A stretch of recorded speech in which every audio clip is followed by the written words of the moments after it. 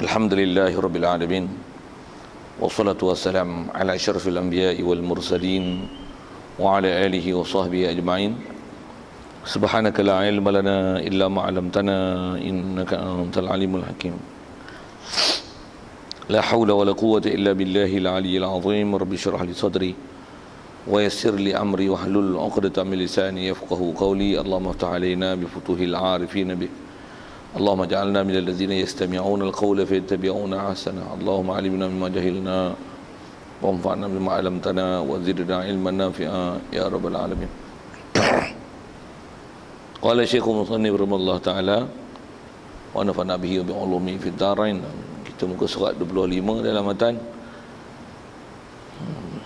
Pasal bawah sekali rasanya. Kata Musannif, faslun, sunat bagi orang yang kepercayaan memegangkan akan kiriman orang dan memelihara akan dia, dan sunat qabulnya pula, sunat qabul orang yang kuasa mendirikan dengan amanah padanya dan tiada wajib atasnya doman harta kiriman itu melainkan dengan sengajanya. Baik. Hadirin sekalian, pertama sekali syukur, terima kasih kita kepada Allah. Syukur kita banyak-banyak dari nikmat hidup yang masih diberi. Syukur kita nikmat Islam. Mak ayah kita Islam, maka Islamlah kita. Dengan tak payah kita cari, kita dah dapat Islam.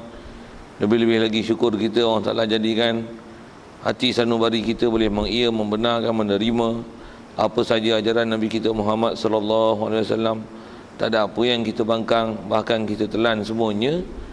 Syukur banyak-banyak Allah Ta'ala jadikan kita di atas nikmat itu. Kerana itulah sebesar-besar nikmat Allah Ta'ala beri. Apatah lagi dijadikan kita boleh taat, patuh perintahnya, meninggalkan larangannya. Syukur banyak-banyak kita hidup dalam keadaan Islam, iman, takwa itu. Juga syukur di atas sihat dan lapang masa. Begitu juga hidayat taufik masih dikekalkan. Dengan itu dapat hadir untuk solat maghrib berjemaah di masjid ini. Dan insya-Allah kita manfaatkan masa yang ada meneruskan bacaan kitab daripada kitab Salamul tadi ini, insya-Allah. Kita dalam masjid ni main iktikaf sama-sama. Lapan niatnya saja aku iktikaf dalam masjid ni kerana Allah Ta'ala. Kata musannif, faslun, sunat bagi orang kepercayaan memegangkan akan kiriman orang. Hadirin sekalian, apa yang kita nak sambung ni, kalau ikut yang ni adalah akhir bab muamalat sebelum masuk bab faraid. Yang faraid pun muamalat juga, tapi dia khusus kepada bab harta pusaka. Jadi akhir bab muamalat ni kita nak bicara tajuk, dia tak bagi khusus, tapi kalau dengan perkataan disebut tu ada perkataan kepercayaan, memegangkan kiriman, bukan kepercayaan silap sebut, memegangkan kiriman. Kiriman ni bahasa kitab. Kalau bahasa kita, bahasa Arab terbalik saya sebut tu. Kiriman tu bahasa penterjemah, bahasa kita. Kalau bahasa kitab tu disebut dengan istilah Arabnya wadi'ah. Wadi'ah. Wadi'ah pun sebutan Arab. Kalau ejaan Melayu orang nak sebut wadiah, wadiah, akaun wadiah, wadiah tu, wadiah tu. Wadiah tu bukan wadiah, wadi'ah. Kan dia ada koma tu kan. Kalau kita tengok-tengok sistem perbankan konvensional yang ada keliling kita ni, wadiah tu bukan wadiah tapi wadi'ah dengan ain. Wadi'ah sekali lagi sebut. Pasal kita ni Arab apa tak mengaji, baca Harumi, lepas tu yang baca je tu yang bunyi wadiah. Baik, jadi bab yang kita nak bicara tu bab tu lah, wadi'ah. Kalau asal bicara terjemahnya, wadi'ah ni maksudnya bab simpanan. Maksudnya bab nak simpan barang. Apa kaedah dalam Islam dan apa pedoman dan apa hukum kita ada barang yang berharga, kita nak bagi kat orang lain, yang orang ni kita percaya kat dia dengan sifat amanah, yang kita nak istilahnya wadi'ahkan, kita nak simpan taruhkan barang berharga yang ada pada kita pada dia. Tu disebut mula-mula macam ni, sunat bagi orang yang kepercayaan memegangkan akan kiriman orang. Pertama dia sebut atas ciri ini, apa dia? Siapa-siapa saja yang memang mempunyai sifat amanah. Yang diguna bahasa kepercayaan. Jadi bahasa Arab sedang tu amanah. Siapa yang ada amanah dalam bab kata, sunat bagi dia memegangkan kiriman orang. Istilah kiriman orang ni, yang tu yang saya sebut ni wadi'ah. Istilah kiriman ni maksudnya barang yang orang amanahkan kita untuk simpan. Itu istilah dalam kitab Jawi ni dia gunakan bahasa kiriman orang. Bukan kirim ni orang kirim ke kita, kita hantar. Tu pun kirim juga bahasa kita. Tapi itu bukan kirim yang kita bicara dalam bab kitab. Kalau kita nak bicara ni adalah bab bukan kirim barang hantar tolong bagi ke orang. Itu kita belajar tu dia masuk bab wakil. Kirim yang kita sebut, kirim barang lah, anak saya di asrama, awak nak ke sana ya, nak kirim lah, ada dia pesan gini awak tolong bagi dia ya. Itu bukan kirim kalau ikut dalam kitab. Itu istilah kitab dia panggil wakil. Kita sepatutnya boleh buat sendiri, tapi kita serah pada orang untuk menguruskan dia masa kita masih hidup lagi, pasal dia ke sana. Jadi kita serah ke dia untuk dia buat urusan itu. Itu bukan kirim, itu wakil. Cuma Melayu dah biasa guna bahasa kirim. Jadi bab kirim yang dia guna ni, janganlah faham kirim situ. Pasal kirim di sini dengan makna wadi'ah, dengan makna simpan taruh barang. Tu simpan taruh pun bahasa lama tu, simpan taruh. Maksudnya kita nak letakkan satu barang berharga yang kita percaya dia boleh simpan dan memeliharanya. Kita nak simpankan barang itu pada dia. Itu yang bahasa kitab sebut wadi'ah. Wadi'ah. Baik. Hukum asal, orang yang mempunyai sifat amanah, sunat dia memegang amanah ini. Kalau tuan-tuan lah memang orang amanah, memang istilahnya tak kelabu mata bila tengok duit orang banyak-banyak, silakan. Tu nak kata amanah tu kena syarah kot tu. Pasal apa? Kita kadang duit tak pegang, duit tak ada kat tangan, tak apa. Tak apa tu apa? Tak gaduh nak belanja. Tapi bila orang simpan katalah buang angka 10,000 di tangan 10,000 tuan-tuan, macam hai dengar sosek toman kuno yo. Atau bunyi gong 9 sikit. Apa? Sesak ambil pakai kat kan. Soal amanah. Khianat namanya. Pecah amanah namanya. Pasal apa? Orang suruh simpan, kita guna. Walaupun kita bayar balik, hukumnya khianat. Dan tu kita tak kalau jenis orang tak kelabu mata dengan duit, nisbah hukum dia kata sunat kita pegang barang orang yang orang amanahkan kita untuk simpan. Dan memang kalau nisbah zaman dulu muamalat bab-bab menyimpan barang ni memang biasanya orang akan cari orang amanah lah. Orang biasa dia tak cari. Dia cari dalam kampung siapa amanah, dia nak ke mana-mana pun. Kalau barang kemas ke duit ke apa, ni saya nak merantau ni, risau barang ada barang berharga di rumah, awak tolong jagalah ya. Saya nak taruh ke awak tolonglah simpan tengok-tengok kan barang ni. Boleh? Boleh insya-Allah katanya. Dulu punya muamalat macam tu. Lah ni kalau disebab simpan barang ni kita banyak duit lah. Cuma masalah simpan kita tengok atas nama wadi'ah tu bank lah kan.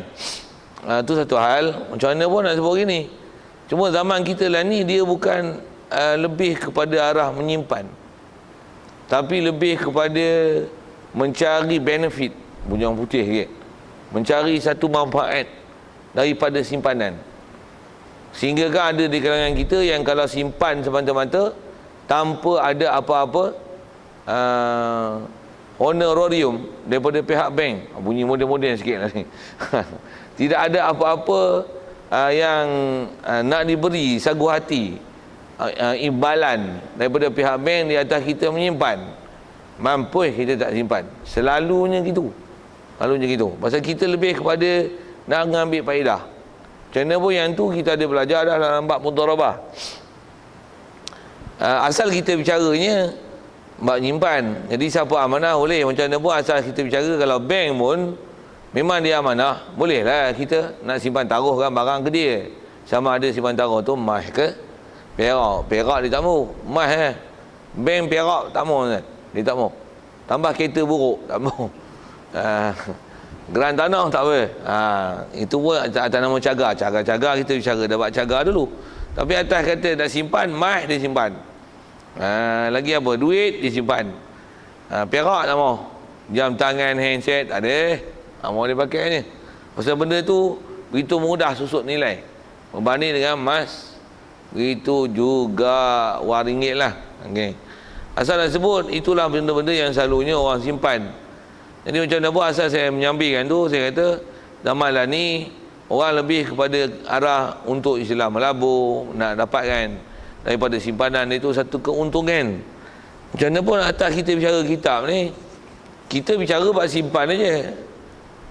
Atas asal bab simpan, apa barang kita bagi ke orang untuk suruh dia jaga, dia jaga je tau. Dengar elok ayat tu.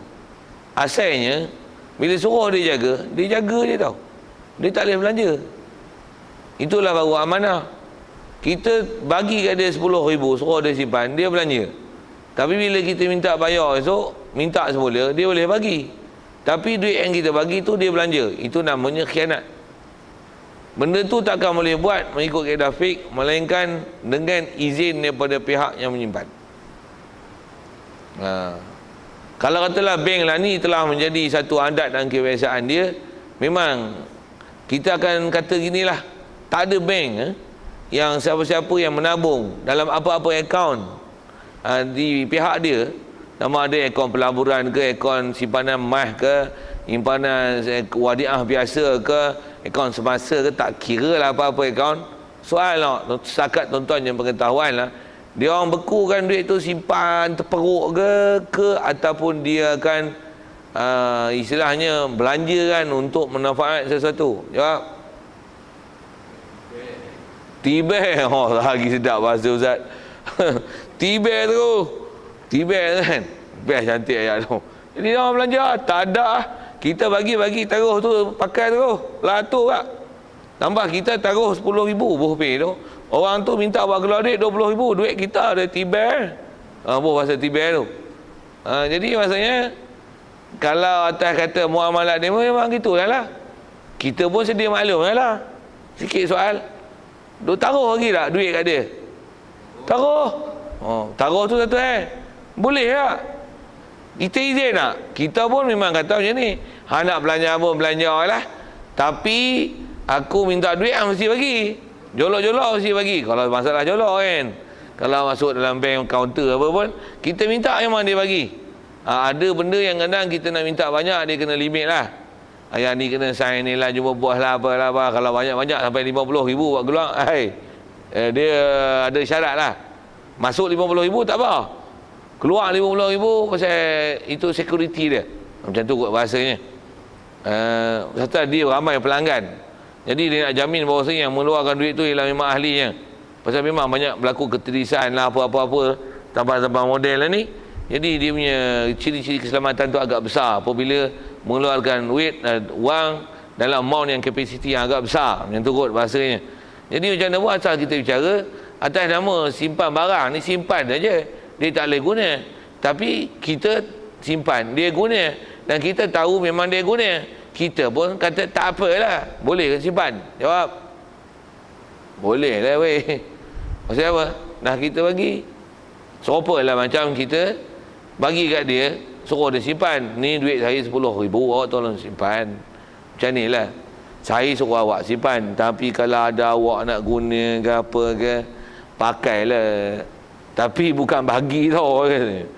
Awak pakai tu, pakailah. Maksudnya saya izinkanlah untuk guna. Cuma waktu saya nak minta esok, kena ada lah duit tu balik. Saya izin guna dengan syarat itu katanya. Boleh lah guna. Jadi itu atas kita cakap, bila ada keizinan boleh. Bank macam mana? Saya nak sebut ini pasal ada kaedah-kaedah dalam fiqh dia sebut macam ni. Apa dia? Al-adatu muhakkamah. Ada bab muamalah macam ni, adat tu dah jadi hukum. Kita memang tahu bank memang guna. Kita pun tak nak bising kat dia orang datang dia guna duit kita. Kita pun tak boleh letih banyak. Janji servis yang paling bagus, kita simpan, anytime kita nak pakai duit dia boleh bagi. Kalau waktu pejabat, kalau tak waktu pejabat, kita pergi ATM apa jolok, siap. Setuju? Boleh. Ready, boleh tak bagi kat dia pakai? Boleh tak? Redha tak? Redha. Okey, selesai lah tu. Tak ada masalah. Jadi maksudnya nisbah dia guna duit kita tu tak ada masalah. Baik. Sikit lagi perbincangan tadi sebelum sambung pelajaran. Di atas dia guna duit kita tu, dia balas kan? Balas tu bukan tiba. Balas pun bahasa kita ke dahulu. Balas lagi. Balas tu kena tiba. Bukan maksud saya balas tu. Balas ni maksudnya dia bagi tak imbalan balik. Di atas dia guna duit kita. Jawab, bagi tak? Bagi itu yang dinama faedah tu. Faedah apa? Bukan faedah bunga kan. Ni faedah simpanan. Seolah-olah macam kita melabur. Tapi kita bukan kawan melabur. Kita bukan mudharabah dengan dia. Kita wadiah, kita simpan. Tapi dia bagi juga setahun. Katalah simpanan RM10,000. Adalah dia bagi RM5 misalnya. Tak banyak sebenarnya dia bagi. Tapi adalah dia bagi. Soal, boleh ambil tak? Senang kan? Betul ayat tu. Dia bagi, ambil lah. Yang ni yang dulu kita telah disalah faham kan. Apa dia? Salah faham mana? Tuan-tuan sebut dong, apa salah faham dulu? Kita dipahamkan itu adalah riba. Itu kan riba. Riba ni kita berhutang dengan dia RM10,000, bayar dia RM11,000. Tu riba. Ini kita simpan duit kat dia. Dengar elok, simpan. Simpan ke pergi hutang? Jawab. Simpan ke pergi hutang? Simpan. Allah, simpan. Bila simpan je tak dia pakai, lepas tu dia bagi. Macam mana boleh ambil tak? Ambil lah. Tak nak bagi saya. Bukan saya lapak kan, tapi saya nak tunjukkan kata boleh ambil. Okey. Yang tu yang saya sebut tadi, benda tu telah disalah faham kan. Sehingga bank dulu, sampai pihak bank pening kan. Saya kata pening tu, dia muskil. Orang Islam bagus lah. Macam apa? Simpan-simpan duit, sekupang tak mau ambil. Kita bagi duit pun dia tak mau. Warak orang Islam ni. Tu dia cekik sungguh. Dia kata apa? Simpanan tanpa faedah. Suatu masa dulu macam tu. Zaman saya tak ingat lah zaman bila, tapi satu masa dulu kita dimasyurkan macam tu. Simpanan tanpa faedah. Pasal apa? Dia bank ni, konsep dia, biar ramai pelanggan yang istilahnya bermuamalat dengan dia kan. Yang lagi ramai pelanggan muamalat dia, lagi banyaklah duit aset untuk dia nak pusing apa dan sebagainya lah. Jadi dia takut orang Islam tak menabung kat dia. Dia kata lah itu. Apa dia? Simpanan tanpa faedah. Pasal dia takut nanti bila dia bagi faedah, orang Islam tak mau simpan. Pasal orang Islam kata riba. Di bawah itu simpanan tanpa faedah. Orang Islam kita warak mai kata tu. Bukan warak lah, bodoh. Ni kata tak ngaji bekah. Tapi lah ni tengok dia tak bunyi lah gitu. Apa kata tu lah kot. Tapi nak kata tu tak ada lah. Ada. Cuma dulu dia tak tibai tu. Lah ni pakat tibai habis. Tibai habis tu maksudnya baik je lah. Dah orang bagi. Padahal macam mana pun memang boleh ambil kan? Memang boleh ambil duit tu. Zaman lah ni pun saya masih ada lagi. Kalau nisbah orang bertanya lah. Bertanya permasalahan duit macam ni lah. Ada orang tanya, Ustaz boleh tak duit simpanan kita? Antaranya, selalunya yang amount dia agak banyak, KWSP lah. Kami bila simpan 20 tahun, 30 tahun, 40 tahun, bila buat keluar, duit pokok berapa? Memang dia bagi penyata tu. Katalah duit pokok RM100,000. Dia punya faedah berapa kan? Dekat RM40,000 dalam tempoh tu. Lagi banyak lagi lah besar faedah. Dia punya faedah tu, dia bagi. Macam mana pun soal. Kalau katalah duit pokok kita RM100,000, RM40,000 itu adalah istilah benefit, rasanya keuntungan dengan sebab kita menabung dalam KWSP, kumpulan wang simpanan pekerja tu kan. Memang besar kan, dengar saya sebut, memang besar angka tu. Orang tanya, duit tu boleh ambil tak? Orang tanya. Orang tanya jawab tak? Boleh ke? Tu bagi panjang sikit boleh tak? Macam mana? Tak mau lagi aku. Kata. Okey, itu saya ajar. Tujuan tu kata bukan kita lapor duit tu, tapi orang bagi ambil. Nak kata apa? Duit tu boleh ambil. Tak masalah. Tak riba ke? Riba ni kita berhutang dengan dia, kita bayar lebih. Dia berhutang dengan kita, dia bayar kita lebih daripada apa yang dia berhutang. Itu riba. Ini kita menabung. Lepas tu kita simpan. Nama simpan ni wadiah. Tapi dia bagi faedah. Soal boleh makan?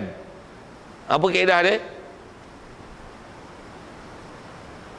Orang berbudi kita bahas, orang bagi kita merasa. Itulah pantunnya. Boleh? Faham? Pantun tu untuk menunjukkan kata benda tu boleh. Okey, siap. Boleh. Jadi boleh, tak ada masalah dah. Wadiah tu. Begitu juga sikit yang ni. Kita simpan. Lepas tu dia sebagai pihak bank yang mengurus ni, dia nak minta sewa. Pengurusan, bukan sewa.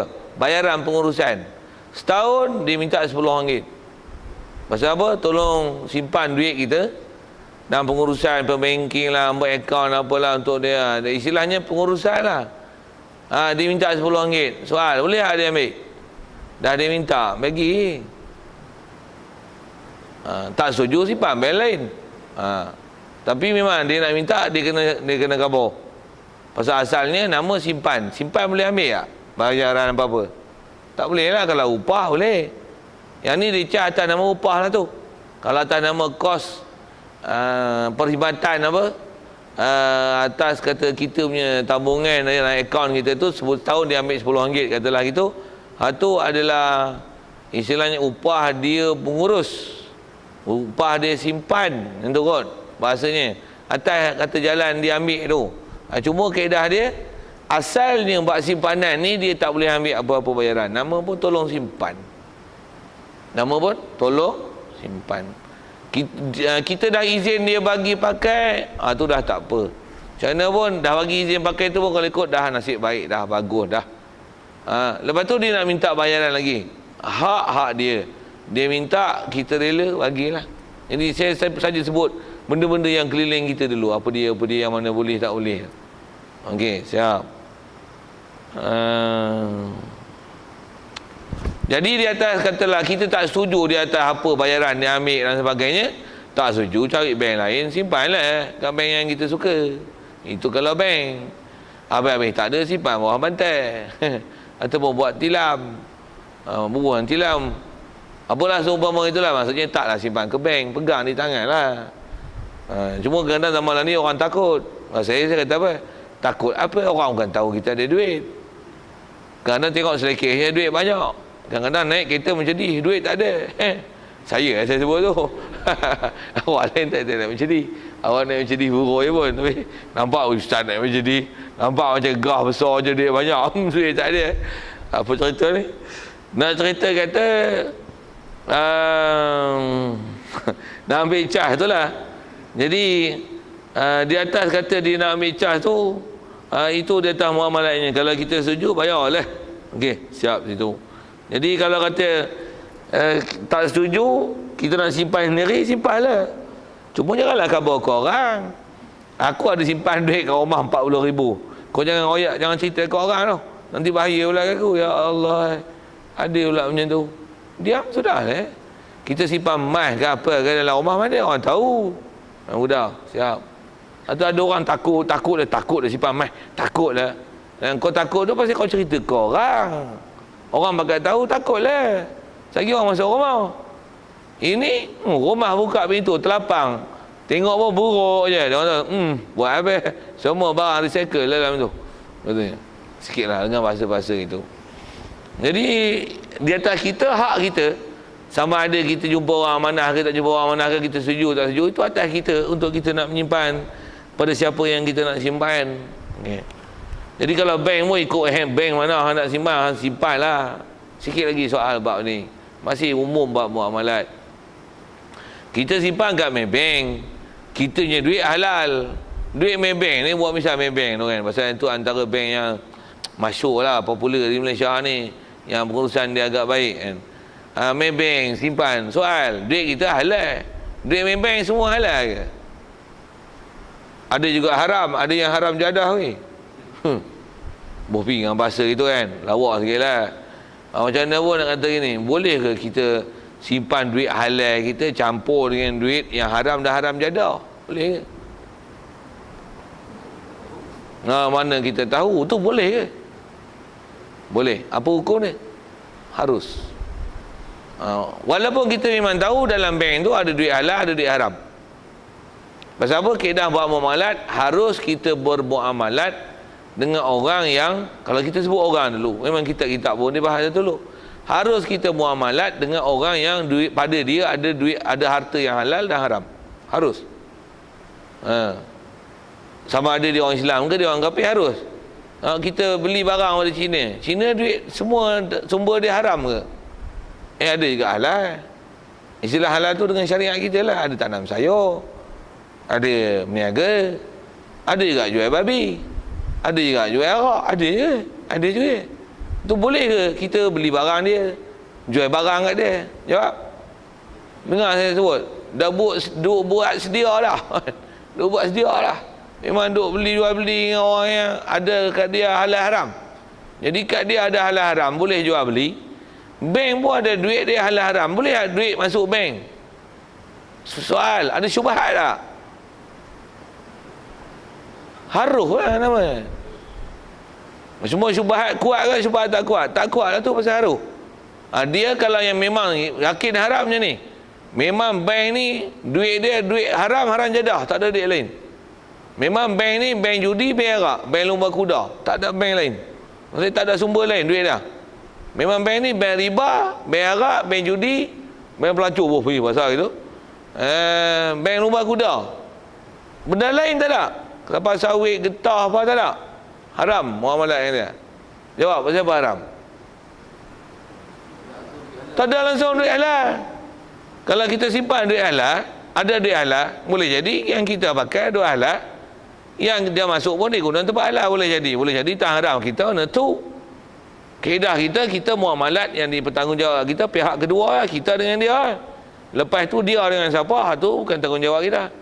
Macam mana pun nak warak, carilah hak warak. Macam mana pun kalau tak nama warak pun harus, boleh ke muamalat? Boleh, harus. Anda sebut tak kata simpan duit kat bank tu. Macam mana pun mau warak, mau tak mau simpan duit kat bank, leceh lah tu. Nak pergi bank sana, pergi sini, gas sana, masuk jolok sana, jolok sini. Katalah itu beratur tak beratur pula, payah tu, simpan bawah batas lah, seluk tu ambil, sudah. Ikut mau. Ikut mau. Macam mana pun atas kata orang yang muamalat dengan pihak bank tu boleh? Harus. Jadi macam mana nak faham harus tu? Harus tak jual beli dengan orang Cina, orang kafir, nama pun kafir lah. Yang duit dia pun ada duit halal, duit haram. Boleh kan? Duk buat sedia dah. Jadi harus kan? Harus. Kalau memang haram sumber dia, itu memang haram mutlak tanpa khilaf.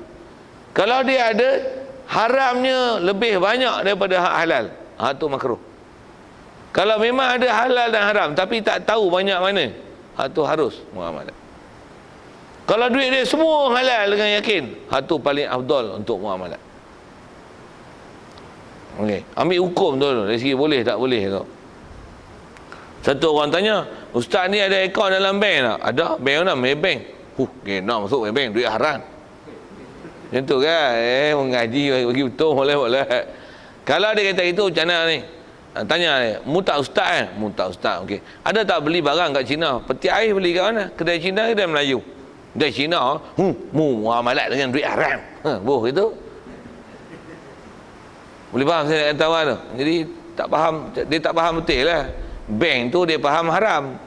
Duk beli kat Cina dia tak faham haram. Jadi tak betul.